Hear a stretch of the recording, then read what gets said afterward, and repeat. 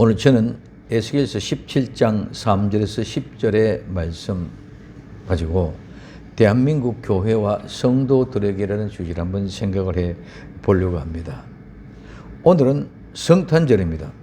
성탄의 모든 분위기도 탄핵의 전국 앞에 모두가 희석이 되어 많은 기쁨이 사라진 것 같습니다.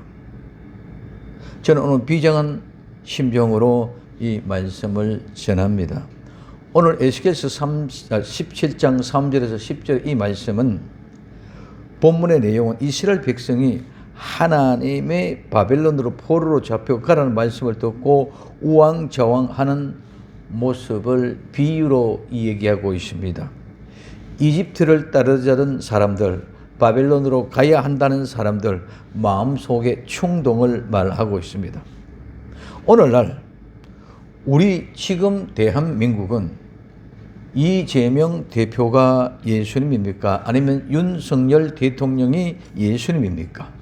그러나 지금 현실을 보면 한국 교회도 세상과 다를 바 없이 마치 진리와 비진리, 예수님과 예수님 아닌 적그리스도를 두고 싸우는 것과 같습니다. 아닙니다. 윤석열 대통령도 이재명 대표도 모두 죄인입니다. 죄인은 예수님 앞에 나와 회개하고 죄를 용서함을 받아야만 살 수 있습니다. 아니면 모두가 다 죽음뿐이며 결국은 지옥행입니다. 오늘날 교회처럼 진영싸움으로 정치권에 편드는 교회 지도자들이 얼마나 많습니까? 그러나 지금의 현실은 비단 우리 대한민국뿐만 아니라 온 세계가 다 같습니다. 대한민국의 진영의 싸움만이 아니라 지구촌의 모두가 지도력이 양분되어졌습니다. 이는 곧 적그리스도가 나타나기를 징조로 보여주고 있는 것입니다.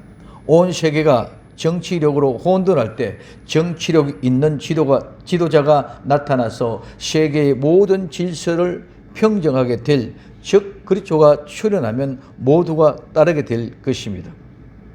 오늘날 교회 지도자들 모두가 세상의 풍조로 흔들려서 미혹되어 신앙의 본질을 놓치고 인간의 욕망과 욕심에 이끌려 진영의 싸움에 진흥타게 함께 뛰어들어 정신없이 싸우고 있습니다.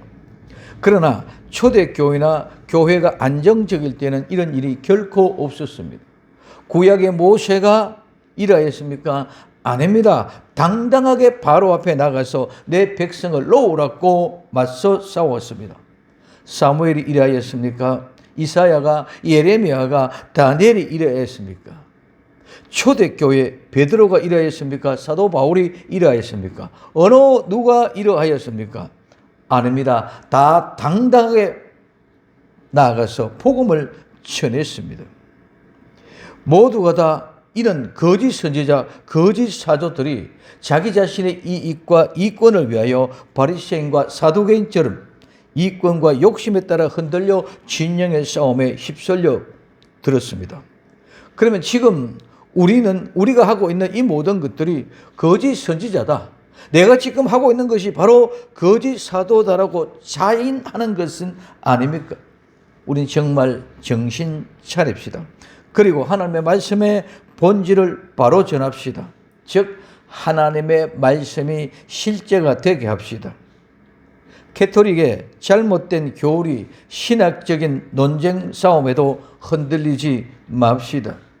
예수님을 믿고 죄 용서함을 받으면 실제가 이루어져서 예수님이 내 안에, 내가 예수님 안에, 즉 내 안에 성령님께서 가르쳐 주시고 생각나게 하시고 인도하시는데 어떤 신학이나 교리에 갇혀져 있을 이유가 없습니다. 성령님이 말하게 하심을 따라 말하면 됩니다. 즉 성령의 충만을 받고 다른 방언을 말하게 됩니다. 정말 우리나라를 위하여 함께 고민하며 한번 생각해 봅시다. 그리고 교회와 성도들의 회복을 위하여 우리가 앞장서 봅시다. 첫째, 들보를 빼라는 것입니다. 마태복음 7장 3절에서 5절에 어찌하여 형제의 눈 속에 있는 티는 보고 내 눈 속에 있는 들보는 깨닫지 못하느냐? 보라, 내 눈 속에 들보가 있는데 어찌하여 형제의 말하기를 나로 내 눈 속에 있는 티를 빼라 하겠느냐. 외식하는 자여, 먼저 내 눈 속에서 들보를 빼어라. 그 후에야 밝히 보고 형제의 눈 속에 티를 빼리라. 아멘. 들보가 뭡니까? 들보는 대들보입니다. 즉 오늘날 빔입니다. 대들보, 빔이 무너지면 모두가 다 무너집니다. 들보를 보지 못하고 들보를 깨닫지 못하면 남의 눈에 있는 티, 이 티는 집, 왕겨, 장가지 같은 것을 말합니다. 무슨 말합니까? 한마디로 말하면 자기 자신은 보지 않고 남의 허물만 본다는 말씀입니다. 남의 눈에 티를 보고 말하려면 내 눈에 있는 들보를 빼라는 말씀입니다. 나 자신의 들보, 즉 죄 자체라는 말입니다. 나를 지탱하고 있는 모든 것은 죄의 들보, 즉 나를 지탱하고 유지하고 있는 모든 것이 죄라는 말씀입니다. 나의 대들보가, 즉 빔이 죄라는 것입니다. 나의 죄가 모두를 판단하고 정죄하고 선과 악을 분별한다는 말씀입니다.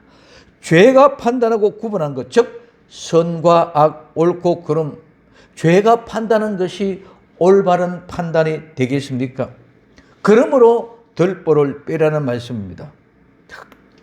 들보를 빼라는 말씀은 죄를 회개하라는 말씀입니다. 죄를 회개하면 나는 죽고 예수 그리스도로 말미암아 의가 살아난 사람, 죄가 죽지 않고는 절대로 의가 살아나지 않습니다. 내가 죽지 않고는 절대로 예수님이 나타낼 수가 없습니다. 우리 인간의 지식, 윤리, 도덕, 철학을 가지고는 아무리 발견해도 티밖에 발견할 수 없는 것입니다. 내 눈에 들보, 선악과를 먹고 죄를 범한, 즉 선악과를 토해내지 않고 내가 지은 자범죄 모두를 회개하여 토설한 후에야 예수님의 십자가의 보혈로 깨끗하고 정결하게 한 후에 티를 보라는 말씀입니다. 나의 들보가 모두 죄이기 때문에 이 죄의 문제를 회개하지 않고는 절대로 올바른 판단으로 선과 악을 구분할 수 없다는 말씀입니다. 그러므로 내가 예수님 믿음으로 모든 죄와 허물을 용서하지 못하고 하는 모든 것은 죄일 뿐입니다. 죄로 판단하는 선과 악, 죄로 판단하는 옳고 그름 모두 죄일 뿐입니다. 그러므로 지금 정치 현실이나 교회 현실을 보십시오. 어디에 공의가, 어디에 사랑이 있습니까? 내가 살기 위하여 상대방이 죽어야만 한 결사항전을 하고 있습니다. 남을 위하여 비방하는 남의 눈에 티는 너무나도 정확히 잘 보면서 자기 자신에게 들보가 있는 죄의 본질, 나는 죄 자체라는 사실을 전혀 인식하지 못하고 있지 않습니까? 그러면 나는 어떠합니까? 나도 똑같이 그 진영에 휩쓸려 똑같이 흥분하고 있지 않습니까? 정말 예수를 믿고 새롭게 거듭난 성도는 이래서는 안 됩니다. 정말 분노의 깃발을 내려놓고 나의 들보를 볼 수 있기를 예수님의 이름으로 부탁을 드립니다. 내 눈에 들보를 본다면, 즉 내 눈에 들보를 발견하면 오직 예수님 앞으로 나갈 수밖에 없습니다. 왜? 다른 방법이 없기 때문입니다. 죄인이라는 사실이 발견되면 죄 용서함을 받지 않고는 아무도 끝도 할 수 없다는 사실을 알기 때문에, 그리고 죄 용서함을 받는 길을 찾게 되고 그 길은 오직 예수님밖에 없다는 사실을 알게 되고 예수님 앞에 나와 죄 용서를 구하는 회개를 할 때 예수님이 십자가의 보혈로 정결하게 흰 눈과 같이 양털과 같이 깨끗하게 희게 해 주실 것입니다. 그 심령에는 예수님이 함께 계십니다. 예수님이 내 안에, 내가 예수님 안에 하나 되는 증거가 예수님이 보혜사 성령님을 선물로 보내주셨기 때문입니다. 사도행전 2장 38절에 베드로가 가로되 너희가 회개하여 각각 예수 그리스도 이름으로 세례를 받고 죄 사함을 받으라. 그리하면 성령을 선물로 받으리니 하고 말씀하고 있습니다. 성령이 오시면 성령님이 말씀하십니다. 성령이 오시면 성령이 가르쳐 주십니다. 성령님이 오시면 성령이 생각나게 하십니다. 요한복음 14장 26절에 보혜사 곧 아버지께서 내 이름으로 보내실 성령, 그가 너희에게 모든 것을 가르치고 내가 너희에게 말한 모든 것을 생각나게 하리라고 말씀하고 있습니다. 성령님이 말씀하시는 대로, 성령님이 가르치시는 대로, 성령님이 생각나게 하시는 대로 인도를 받고 순종하면 됩니다. 요한복음 16장 13절에 그러하나 진리의 성령이 오시면 그가 너희를 모든 진리 가운데로 인도하시리니 그가 자의로 말하지 않고 오직 듣는 것을 말하며 장래 일을 너희에게 알리시리라고 말씀하고 있습니다. 사랑하는 성도 여러분들, 정말 중생하고 거듭났다면 하나님의 말씀에 귀를 기울이고 순종합시다. 세상의 소리를 듣고 흥분되어 분노하지 말고 하나님의 세미한 음성을 한번 들어봅시다. 정말 내가 아직 거듭나지 않고 중생하지 않고 교회에 다니는 종교인으로는 절대로 아무것도 할 수 없습니다. 내가 하나님과 같이 되어 내 눈에 들보는 상관이 없고 남의 눈에 티만 보고 죽기 살기로 싸우는 것입니다. 두 번째, 원인이 무엇입니까? 내가 하나님과 같이 되어 선악을 옳고 그름을 내가 판단하고 내가 생각하기 때문에 그렇습니다. 창세기 3장 4절에서 5절 뱀이 여자에게 이르되 너희가 결코 죽지 아니하리라. 너희가 그것을 먹는 날에는 너희 눈이 밝아 하나님과 같이 되어 선악을 알 줄을 하나님이 아심이라고 말씀하고 있습니다. 선악과를 먹기 전에는 선과 악을 몰랐습니다. 즉 옳고 그름을 몰랐습니다. 우리는 인간은 선과 악, 옳고 그름을 몰라도 아무런 상관이 없습니다.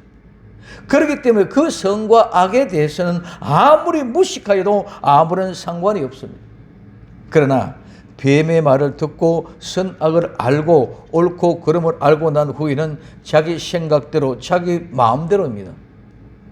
하나님은 이 선악과를 먹는 날에는 반드시 정령 죽으리라고 했었는데도 뱀은 절대로 안 죽는다. 그리고 하나님이 그것을 먹는 날에 네 눈이 밝아져서 하나님과 같이 되어 선과 악을 알게 될 줄을 아신다고 말씀하고 있습니다. 그래서 선악과를 먹고 난 후에는 선악을 저희들도 알게 된다는 것입니다. 그러면 그것을 어떻게 알게 되고요? 자기 생각대로, 자기 마음대로, 자기 방법대로 안다는 것이죠. 그러면 자기 생각, 자기 방법대로 아는 것이 무엇입니까? 첫째, 무화과나무 잎을 여고 치마를 해 입었습니다. 창세기 3장 11절에 이에 그들이 눈이 밝아 자기들의 몸이 벗은 줄을 알고 무화과나무 잎을 엮고 치마를 하였더라고 말씀하고 있습니다. 몸이 벗은 줄을 알고, 벗은 것이 무엇입니까? 벗은 것은, 벌거벗은 것은, 아는 것은, 벌거벗은 걸 알았다는 것은 벌거벗고 다 드러났다는 말로 내가 교활하고 간사하여 내가 죄를 지었다는 사실을 안다는 것입니다. 내가 벌거벗었다는 것을 안다는 것은 내가 죄를 지었다는 사실을 안다는 말입니다. 그러므로 내가 교활하고 간사하는 그 방법을 다 동원하여 무화과 나무 잎을 엮어서 함께 꿰매어서 치마를 한 것입니다. 이 치마를 한 것은 허리에 띠를 하고 행장을 갖추고 전쟁할 준비를 한다. 즉 치마를 해 입었다는 것은 완전군장에서 싸울 준비가 되어졌다는 그런 의미가 이 속에 포함되어져 있습니다. 그래서 나의 수치와 부끄러움을 숨기기 위하여, 나의 부끄러움과 수치를 숨기기 위하여 싸움을 하는 것입니다. 그러므로 이기면 수치가 가려워지고 부끄러움이 없어지는 것으로 착각하여 옳고 그름을, 선과 악을 자기 멋대로 생각해서 이기면 부끄러움과 수치가 다 사라진다고 생각하는 자기 마음대로 생각입니다. 두 번째, 하나님의 낯을 피하여 숨은 것입니다. 창세기 3장 8절에 그들이 날이 서늘할 때에 동산에 거느시는 여호와 하나님의 음성을 듣고 아담과 그 아내가 여호와 하나님의 낯을 피하여 동산 나무 사이에 숨은지라 하고 말씀하고 있습니다. 하나님의 음성을 듣고 기쁨으로 뛰어나가 하나님 앞에 나아가 하나님과 함께 기뻐해야 될 사람이 이제는 오히려 두려움으로 나무 사이에 숨는 것입니다. 이는 나무 사이에 왜 숨습니까?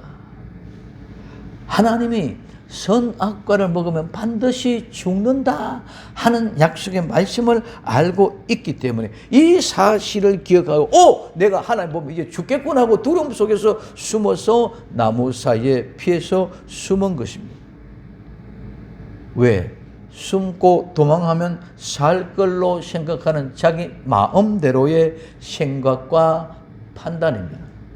우리는 아무리 숨어도 아무리 도망가도 하나님의 눈을 피할 수 없는 줄 믿으시기를 바랍니다. 그런 어리석은 생각을 가지고 자기 마음대로 생각하고 판단한다는 것입니다.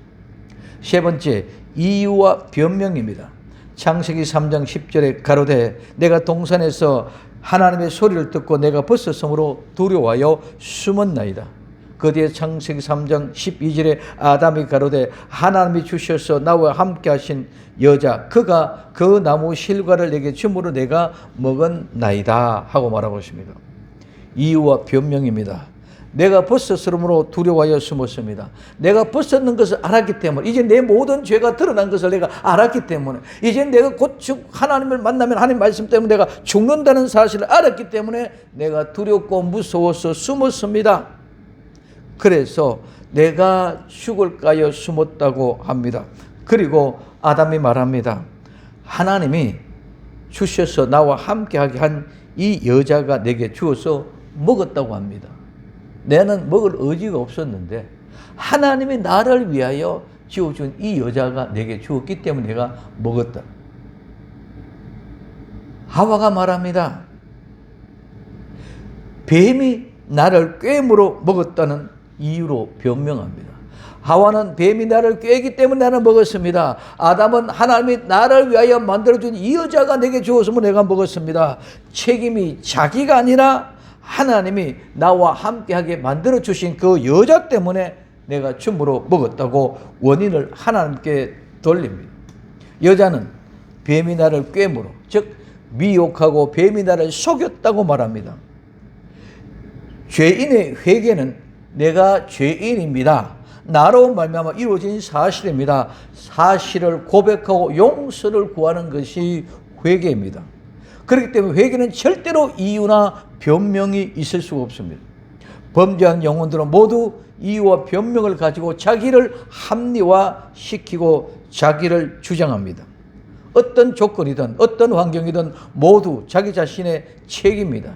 왜? 하나님은 분명한 선을 걸었습니다. 분명한 선은 뭡니까? 이 선악을 알게 하는 나무의 열매를 먹는 날엔 반드시 죽는다.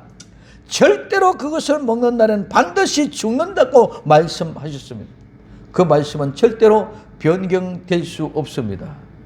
죄악으로 말미암아 꼬임을 받아서 남에게 속임을 당해서 먹었든지 내가 어떤 면에 좋은 조건으로 만들어서 하나님께 좋은 조건 속에 있었어서 먹었든지 아니면 아주 극한 열악한 조건 속에서 할 수 없어서 그 열악한 조건 속에서 먹었든지 그 어떤 조건 속에 좋았던 먹건인 나쁜 조건이든 속임을 당해서 먹었던 미혹을 받아서 먹었던 어떤 조건들은 절대로 그 선악과는 먹어서는 안 되는 것입니다.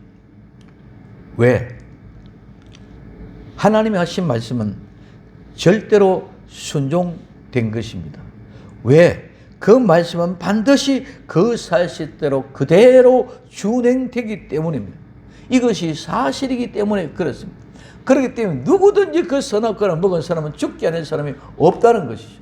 꾀임을 당하고 속임을 당해서 미혹을 받아서 먹었든지 내가 너무 좋은 조건 속에서 행복해서 배가 불러서 먹었든지 너무너무 힘들어서 고통스러워서 고달퍼서 배가 고파서 먹었든지 어떤 조건 속에서든지 선악과는 먹으면 죽게 되어져 있는 것이 하나님의 말씀의 법칙이고 위험이기 때문에 그렇습니다.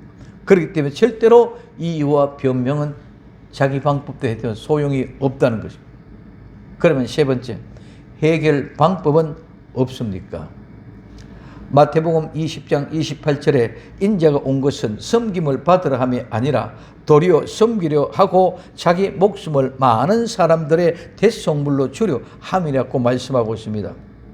남을 위한 삶, 즉 타인을 위한 삶입니다.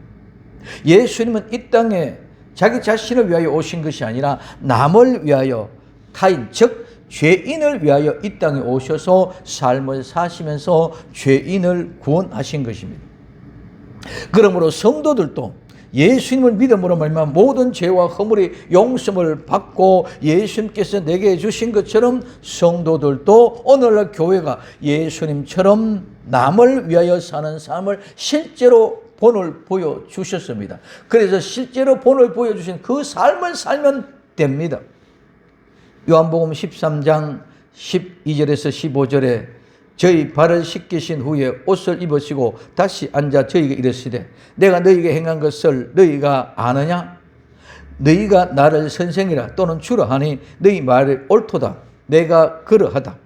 내가 주와 또는 선생이 되어 너희 발을 씻겼으니 너희도 서로 발을 씻기는 것이 옳으니라. 내가 너희 행한 것 같이 너희도 행하게 하려 하여 본을 보였노라 하고 말씀하고 있습니다. 타인을 위한 삶, 남을 위한 삶이 이해와 관용과 용서와 사랑입니다. 나 자신을 위하여는 절대로 사랑할 수 없습니다. 남을 사랑할 수 없다는 것입니다. 사랑의 실제는 내가 아니라 내가 사랑하는 사람, 즉 다른 사람, 타인을 위하여 하는 것이 사랑입니다. 그것이 관용이며 이해며 용서할 수 있는 것입니다. 그러므로 사랑하는 자가 이기는 것입니다. 사랑받는 자가 나를 위하여 사는 삶은 그 자가 이기는 것이 아니라 사랑하는 자가 이기는 것입니다. 사랑하는 사람이 될 때 이기는 자가 되어 분쟁과 다툼, 시기와 질투, 원망과 저주, 이제는 그 모든 것들이 사랑으로 실제로 변하게 될 때에 모든 것이 새로워지고 할 수 없는 모든 것이 할 수 있게 된다는 것입니다. 결론입니다. 지금 우리 대한민국은 풍전등화와 같이 정말 불안하고 두렵고 떨림으로 공포의 수준에 이르러 있습니다. 이때 대한민국의 성도와 교회는 정말 예수님의 사랑을 안다면 그 사랑을 가지고 남을 사랑합시다. 세상과 같이 진영의 논리에 싸우면서 좌와 우, 보수와 진보로 싸우는 것이 아니라 내 편 아닌 것과 네 편과의 싸우는 것이 아니라 남을 사랑합시다. 나를 사랑하지 말고 남을 사랑합시다. 진보는 보수를 사랑합시다. 보수는 진보를 사랑합시다. 좌는 우를, 우는 좌를 사랑합시다. 이렇게 한번 껴안아 봅시다. 사랑한다고 껴안아 봅시다. 이렇게 남을 사랑하면 분명히 우리는 다시 회복할 수 있습니다. 고린도후서 5장 17절에 그런즉 누구든지 그리스도 안에 있으면 새로운 피조물이라 이전 것은 지나갔으니 보라 새 것이 되었다고 말씀하고 있습니다. 저는 확신합니다. 대한민국은 저력이 있습니다. 얼마든지 회복할 수 있습니다. 수많은 위기 가운데 6천여 년의 역사 가운데 세계 어느 나라도 어느 민족도 할 수 없었던 수많은 위기를 이기고 견뎌내었습니다. 대한민국 반드시 우리 남을 사랑합시다. 이웃을 사랑하면서 보수는 진보를 사랑하고 진보는 보수를 사랑하면서 반드시 극복하며 마지막 때 제사장 나라로 선벽게 될 줄로 믿고 우리는 서로 사랑합시다. 이제까지 하지 못하고 갈등과 분열로 나눴던 우리 이제는 정말 손에 손잡고 한번 시작해 봅시다. 말로 하지 말고 실제로 삶으로 남을 사랑합시다. 진보는 보수를, 보수는 진보를 가슴에 품고 껴안고 한번 울어봅시다. 그리고 반드시 내 조국 대한민국 동방의 한 나라로 빛을 발하는 나라로 만들어 봅시다. 그럴 때 하나님은 우리 대한민국을 마지막 때 제사장 나라로 일으켜 세워 주실 줄로 믿습니다. 오직 예수님 마라나다. 기도합니다.